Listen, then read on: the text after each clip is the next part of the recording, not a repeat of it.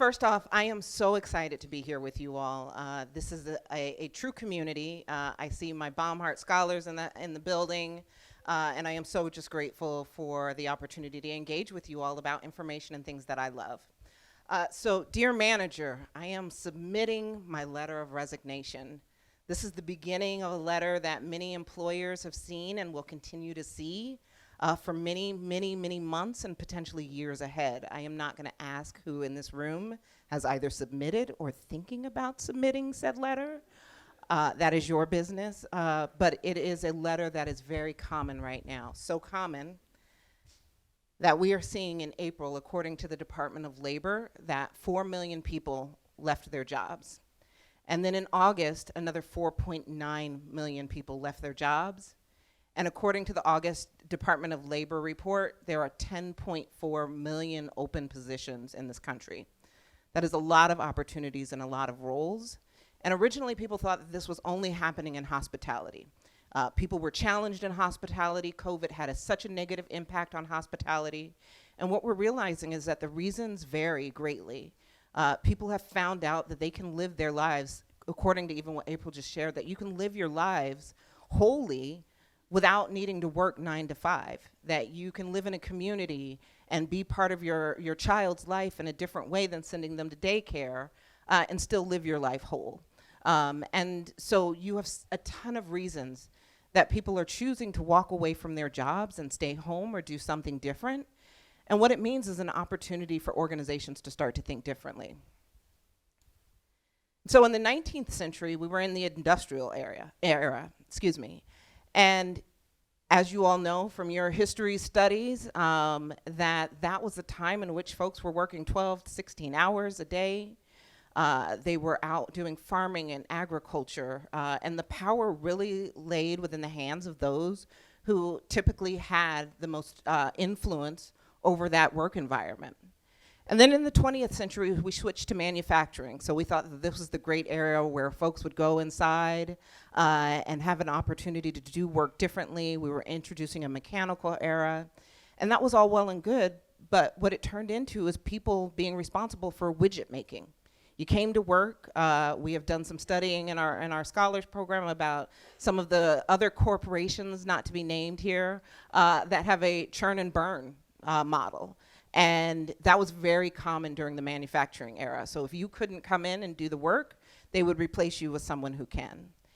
And I'd like to believe that the 21st century is a pivot for us. It's a pivot to a worker liberation in which workers get to stand up and say what matters to them and what matters to how they live and how they exist and how they work and how they match their work to their lives. And so we are in a place where, please no one freak out, in an average week, you are spending at least a third of your life working, an entire third. And organizations have to take an opportunity to realize that they have so much influence over how you live, how you exist in the world, how you engage with other human beings. And this is a lot of time, and this is if you only spend 40 hours a week working. And I know that many of us don't, and so that time actually goes up. And so this is an opportunity for us to think about making pivots as employers. So I'd like to say, what if we thought about the Great Resignation instead as an opportunity for the Great Realignment, for an alignment between employers and employees. And we started to think differently about what it looks like for the relationship between those two and how we engage differently, how our employers engage us differently, and how we engage differently with our employers. So if I had to map it out and draw a graph of a give-get of an employer and employee relationship, I would see that the employers need to start thinking about culture differently. And I'm going to go through each of these in a bit, but they would also think about inclusion, diversity, and equity, and that direction and the order of those are intentional. We'll talk about that in a minute as well. And employers need to think about transparency and how to be transparent more. But it's not just a one side, right? Employees also need to think about how they want to interact with employers differently. So there's an opportunity for us to think about direction, intention, and partnership. And again, this is the give-get. What do you give? What do you get?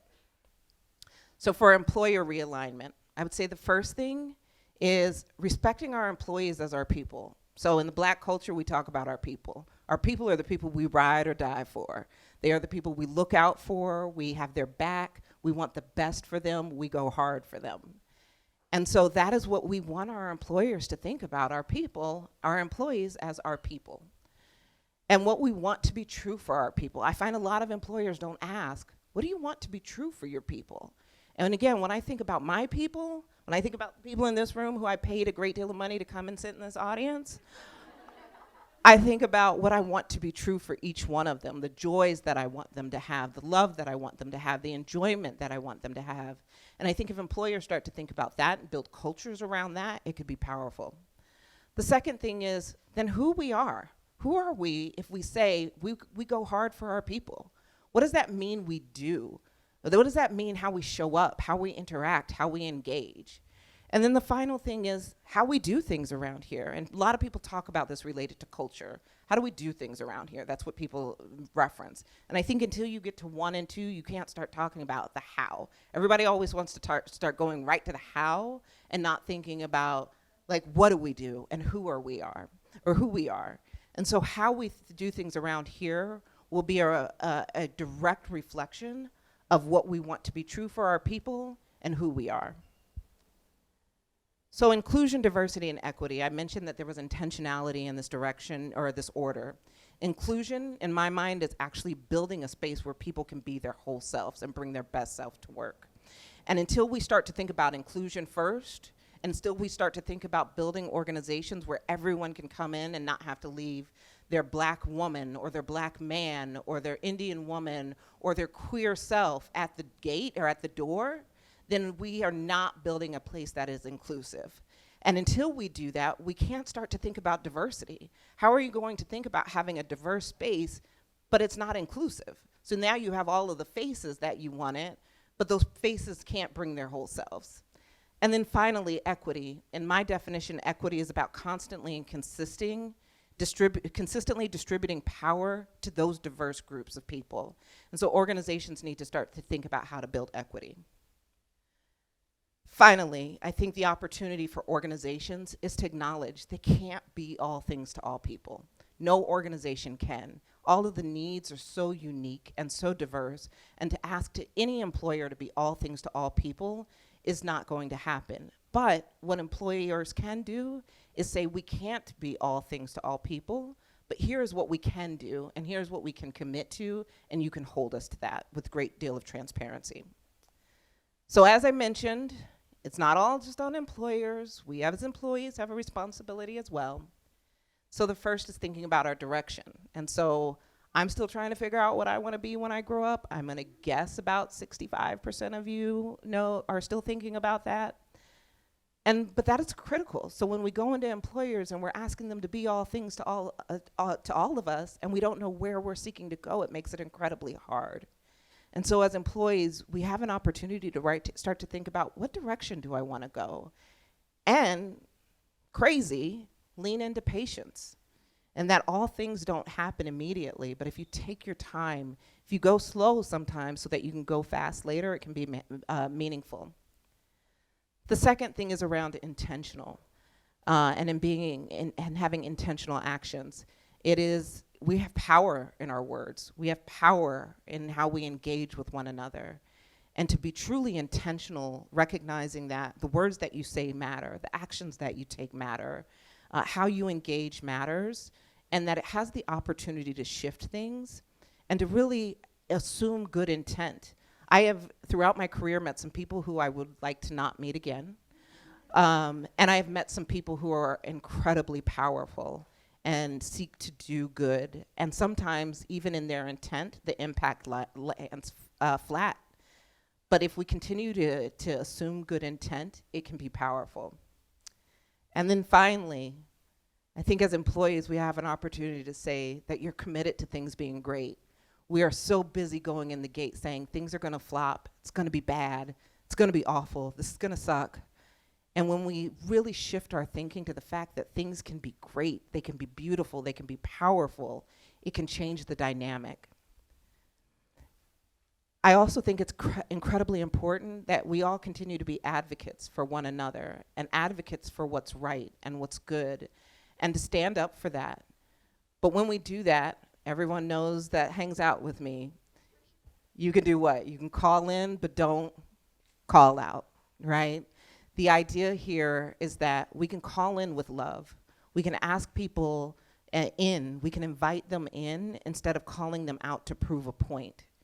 And so when we shift our mentality and our ideas and our ways of engaging from about calling in with love, we have an opportunity to transform people, organizations, and our work in totality.